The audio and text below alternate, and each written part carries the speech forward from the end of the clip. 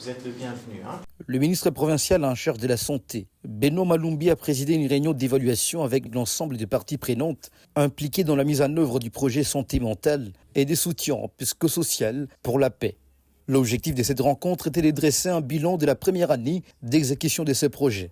Selon Renato Libarona, coordonnateur du projet de santé mentale et psychosociale à l'OIM, les premières actions menées sur le terrain sont encourageantes et témoignent d'un départ prometteur. Et donc, les projets que nous avons en collaboration avec les bailleurs allemands, c'est un projet tout à fait focalisé sur la promotion de la santé mentale dans un contexte de construction de la paix.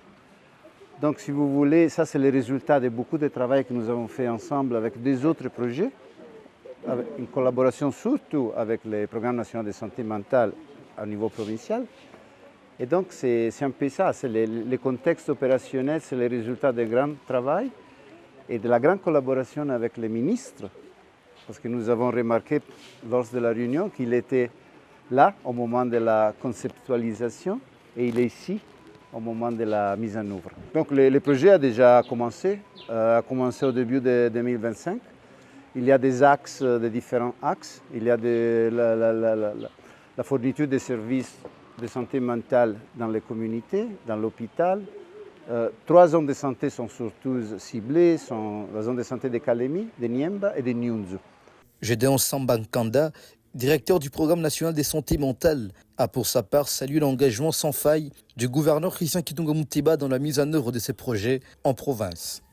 Et la province de Tanganyika est heureuse de commencer cette première expérience pilote.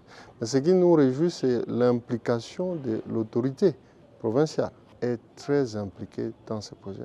C'est ça qui nous garantit le succès et la réussite. Le ministre provincial de la Santé, Beno Malumbi, a exhorté les comités de pilotage à poursuivre ses efforts pour que ces projets produisent des résultats tangibles et durables sur les terrains.